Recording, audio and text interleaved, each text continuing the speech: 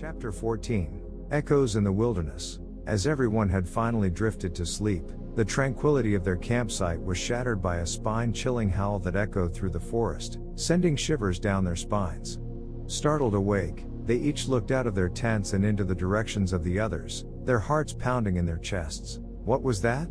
Sophie whispered, her voice barely above a breathy murmur. Before anyone could respond, two loud thumps reverberated through the air, the sound akin to a baseball bat striking a ball with all the force of a home run swing. The ground beneath them seemed to tremble with the impact, adding to the eerie atmosphere enveloping their campsite. Dr. Anderson's brow furrowed in concern as he scanned their surroundings, his senses on high alert. "I'm not sure," he admitted, his voice tinged with apprehension. "But whatever it is, it's close." Dale gripped the handle of his flashlight tightly, his knuckles turning white with tension. "We need to stay calm and assess the situation," he urged, his voice steady despite the adrenaline coursing through his veins. As they listened intently, the forest around them fell silent, the only sound the rustling of the pines and the gentle breeze. With bated breath, they waited, their senses straining for any sign of movement or sound. Minutes stretched into eternity as they remained on high alert, their nerves frayed with anticipation. As time passed and no other sounds were heard, the tension in the air began to dissipate, replaced by a sense of cautious relief. "Perhaps it was just a passing animal," Sophie offered, her voice tinged with uncertainty. "Let's stay vigilant, but try not to jump to conclusions." Dr. Anderson nodded in agreement, his gaze sweeping the surrounding trees for any sign of movement. "Agreed," he almost whispered. Dale unzipped his tent, stepping out into the cool night air. Gripping his flashlight tightly, he scanned the surrounding forest, the beam cutting through the darkness like a sharp blade. Every rustle of leaves, every snap of a twig, sent a shiver down his spine. Sophie emerged from her tent, joining Dale as she peered into the shadows. "Do you have enough room in your tent for a guest?" she whispered, her voice barely audible over the night sounds. Dale chuckled softly, trying to ease the tension. "Sure thing, Sophie. Plenty of space for you. And hey Stephen, you're welcome to join us too if you'd like." He called out to their companion, a hint of laughter in his voice. Dr. Anderson chuckled in response, the sound carrying through the still night air. "Thanks Dale, but I think I'll tough it out in my own tent. You snore too loud," he said jokingly, then continued. "Besides, I need to keep an eye on our equipment," he replied, his tone light but with a hint of seriousness. Despite their failed attempt to calm the situation with humor, Sophie felt a wave of relief wash over her.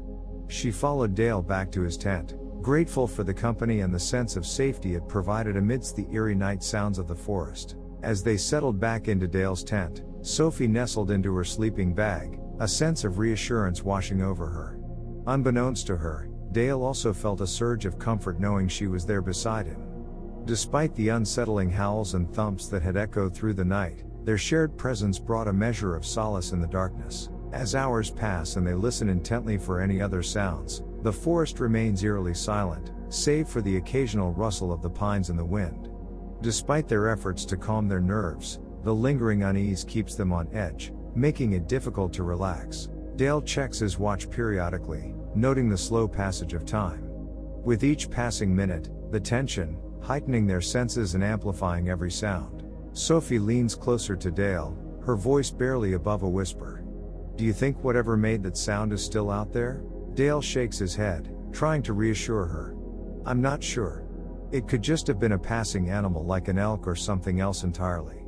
Let's try not to worry too much." Dr. Anderson chimes in, his tone calm but wary. "Exactly, elk make an eerie haunting howl. Maybe one happened to be passing by calling for a friend, or challenging a male, which could explain the loud cracking wood sound we heard." Both Dale and Dr. Anderson knew this would not be the case in the middle of the night, but wanted to assuage the feelings of fear Sophie had. They nod in agreement, their eyes still scanning the darkness beyond the flickering glow of their embered campfire. Despite their attempts to rationalize the situation, a sense of unease lingers, casting a shadow over their makeshift campsite. As the night wears on, their exhaustion finally catches up with them, and one by one, they drift off into an uneasy sleep, their minds still haunted by the mysterious howl that shattered the silence of the forest. As the first light of dawn began to creep through the trees, Dale, Sophie, and Dr. Anderson gathered around the smoldering remnants of their campfire, their faces etched with a mixture of awe and apprehension. The events of the night still fresh in their minds. With a quick breakfast and a renewed sense of purpose, they started to pack up their camp and prepare to venture deeper into the forest, their minds still buzzing with questions and anticipation for what lies ahead. Dale cleared his throat, breaking the silence that hung heavy in the air.